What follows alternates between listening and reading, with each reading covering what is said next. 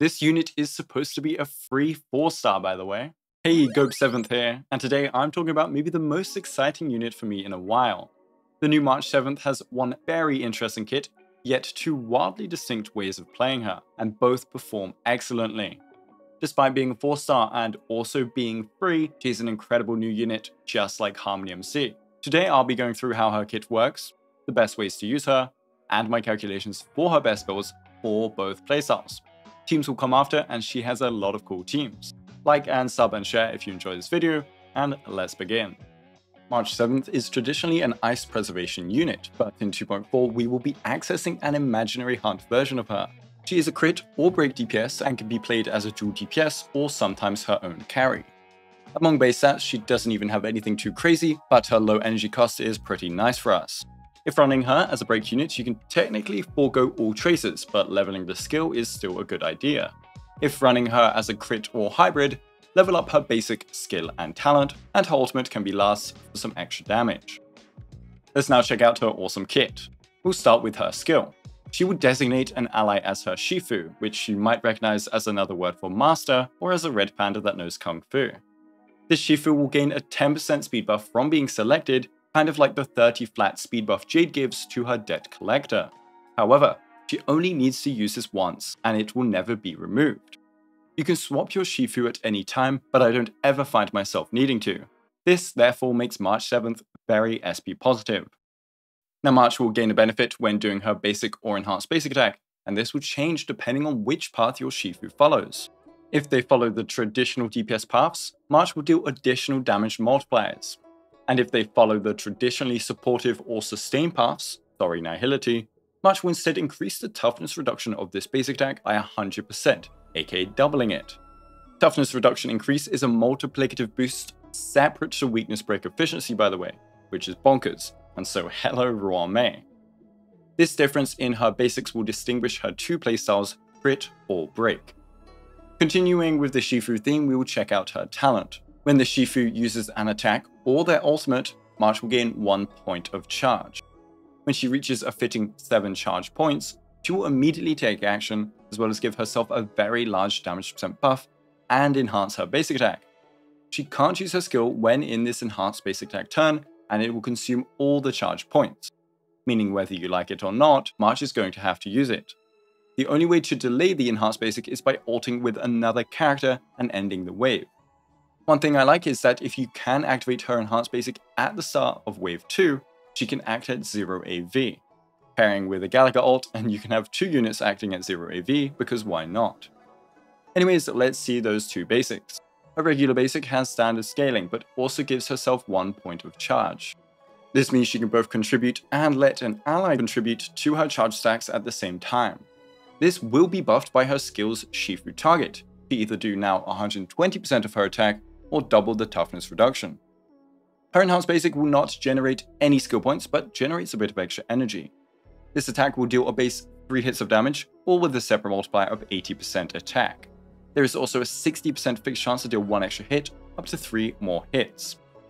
At 3 hits, this would increase the multiplier to 240 to 480%, and it will also increase the toughness reduction from 15 to 30. Remember, the new in-game Hoyo toughness reduction values are a third of what we normally used in the past, so with old values, this would be 90 toughness damage. Then it gets boosted by which path her Shifu follows, remember? So if we consider a DPS Shifu, we get an extra 20% attack multiplier per hit, going from 480% of her attack to 600% and max potential. Considering a support Shifu, we get 60 toughness reduction, which in all terms is an insanely high 180 toughness damage, which is higher than Boot Hill's toughness damage with 3 pocket trickshot, but of course not as easily accessible. Her enhanced basic attack is amazing, and to further boost it comes in her ultimate.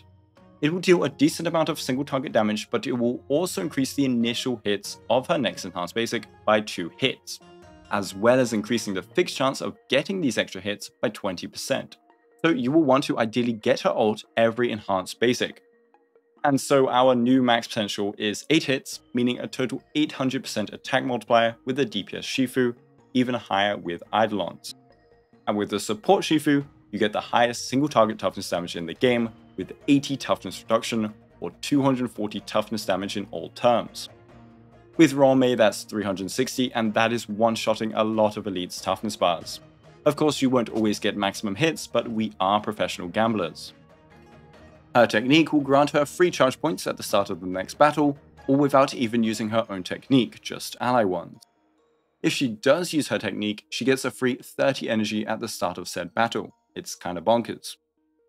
Now that was just her kit, onto traces, and these turn her into an absolute beast, with her A4 making her easily one of my favorite units so far. So her A2 will give her a mini Vonwhack, a 25% advance on her very first turn. You can think of it as multiplying her first turn speed by 1.33 times. This lets her get in front of her desired Shifu and start stacking ASAP. Her A6 buffs the Shifu's crit damage by 60% and break effect by 36% for 2 turns after she uses the enhanced basic attack. So in crit teams or break teams you will get some benefit, and with a hybrid crit break unit, you just made their day. Her A4 I've saved because it's just so cool. March 7th can reduce the toughness of enemies whose weakness type is the same as the Shifu's element, and if she breaks, it triggers imaginary weakness break. This is just crazy to me. She can be any element she wants on all attacks. That massive toughness reduction from earlier, that could be fire toughness reduction if you want with Gallagher. It can be whatever element you can access in your team. This means, for example, in Apocalyptic Shadow, if the enemy isn't imaginary weak, but you have access to the enemy weakness in your team, March can still pop off.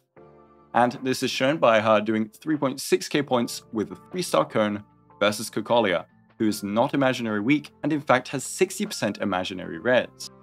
Finally, in trace bonuses, she will get 28% attack and 24% crit damage, boosting her crit playstyle, and then 12.5% defense. This unit gets cooler and cooler with her Eidolons, and all of them will be free. We will end 2.4 with E3 March, I believe, but we'll still look at her later ones for 2.5. E1 gives her a 10% speed buff when Shifu is on the field. You won't get this on her first turn naturally, but then after, it's a 10% permanent speed buff. Since she also gives 10% to her Shifu, this keeps your turn order fixed to what it should be, outside of weird decimals. Now her E2 is insane, it's a bit like Kafka's talent. When the Shifu uses a basic or skill that attacks an enemy, it will do a follow-up attack. It does okay damage and okay toughness, and it will be buffed, just like her basics, depending on her Shifu's path. But the real source is that it gives her 1 point of charge. So you can get 1 charge on the Shifu turn, then an E2 follow-up charge, then 1 charge from March's basics, and then perhaps 1 charge from the Shifu's ultimate. Alongside her technique's 3 charges, that's an enhanced basic attack very, very quickly. Her E3 buffs her skill and basic, and that's actually a perfect Eidolon to get early out of the 2 leveling Eidolons. This will buff the crit March's playstyle with both an increase in base multiplier and extra multiplier from her Boba T's buff. Just be careful of her Shifu's speed increase and make sure it doesn't mess up tuning. Now E4 might not be accessible in patch 2.4, but it will regenerate 5 energy at the start of her turns. At 110 energy, this is really strong, especially when considering all those free actions with her talent's immediate advance forward. This makes those ultimate into enhanced basic combos much easier to pull off. So this unit is already great, but just wait for 2.5.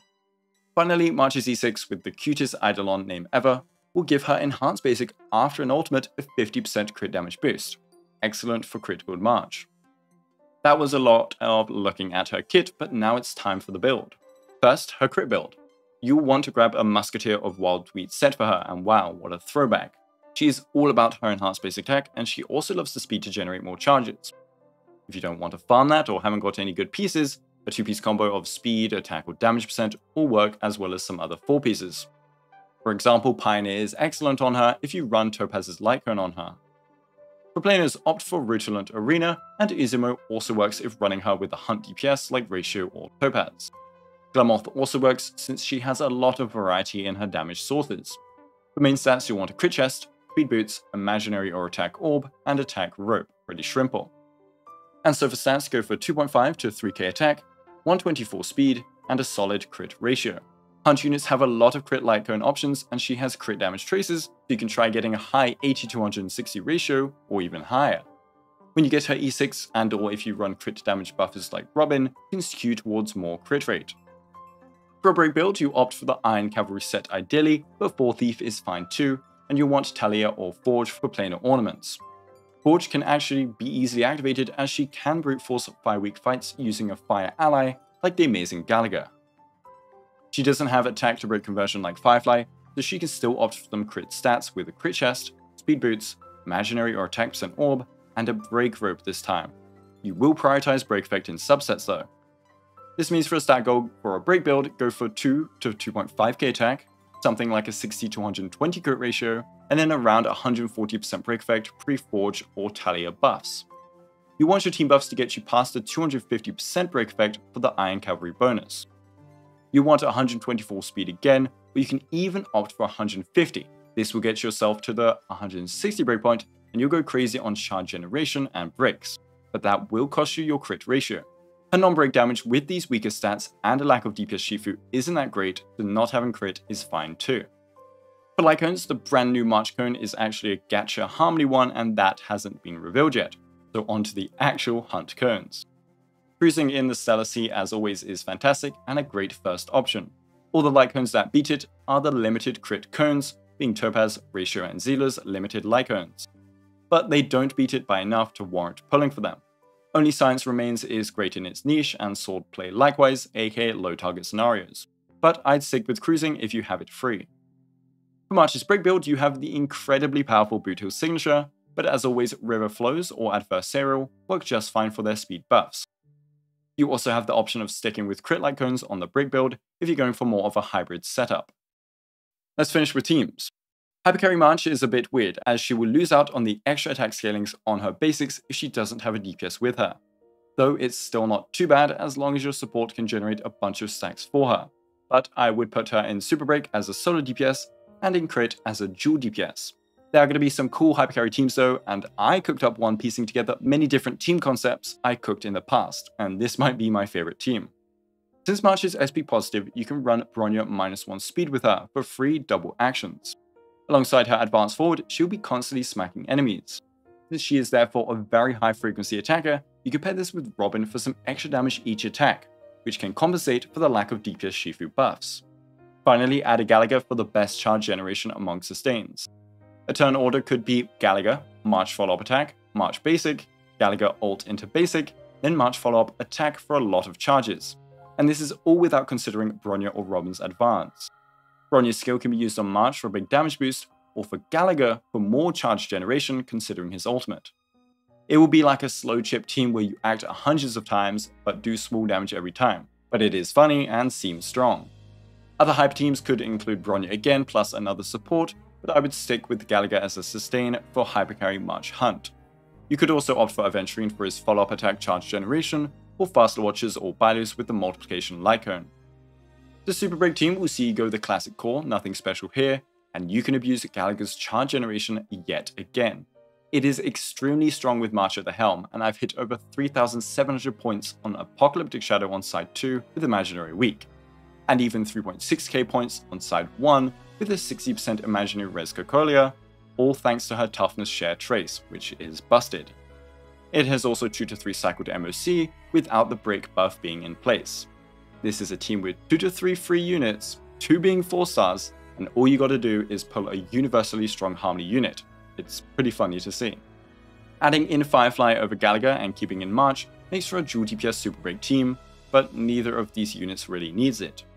And unfortunately, March cannot replace Rome very well for Firefly. For dual DPS, you can first pair her with Topaz or Ratio on the MOC side, and you'll designate them as your Shifu, as their charge generation is powerful on top of the additional attack multipliers from the DPS Shifu buff.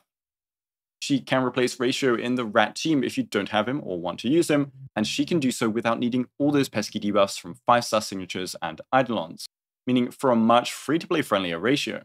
The team remains very strong even without Ratio, and this was without E4 to E6. A thing I like especially with Topaz March is that every Topaz turn, thanks to March's follow-up, will result in a Numby attack. You can really spam out Numbies with wise timings on Topaz's ultimate and March's attacks, and I can't wait to see some showcases, because I think the two are going to be insane together. And then March can also do the opposite and replace Topaz in a Ratio team, but you will need a Pella or Silverwolf to compensate for the lack of Topaz debuffs. It is a powerful, free-to-play friendly Ratio team if you don't have Topaz. Other dual DPS can be Clara or Yunli. March's imaginary breaks can sometimes ruin synergy with these counter-attacking units, but from testing, the team worked well enough regardless. Also, Yunli needs to time her ult before enemy attacks, to make sure to keep track of March's charges before she advances and yoinks Yunli's big counter-attack. In Pure Fiction, you can't really play her outside of Jade E1 or follow-up attack buffs, where you can cheese with her high amount of attacks, as her single target focus doesn't really help otherwise. Speaking of Jade, I love the fact that both units have a symbiotic kit. They both benefit other units, whilst also benefiting from them. And the two together with Jade E1 is a pretty cool combo. Jade gives March a free 30 speed, March gives herself and Jade some more speed, every Jade follow-up attack is a March charge, and every March attack is 3 charges for Jade at E1. They are also both SP positive. Alongside Robin and or Robonia, it gets a bit crazy and fun. I expect more teams to come to fruition in a week when everyone gets their hands on this unit, and that's going to be pretty exciting. Just like Harmony MC will synergize with future high toughness damage units, including March coincidentally, March will synergize with any future high frequency attacker, supports, or DPS. I can't wait for the future of HSR with these cool new kits. Anyway, like and sub and share if you enjoyed this video. Thanks to my amazing YouTube members, thanks for watching, and have a Guoba day.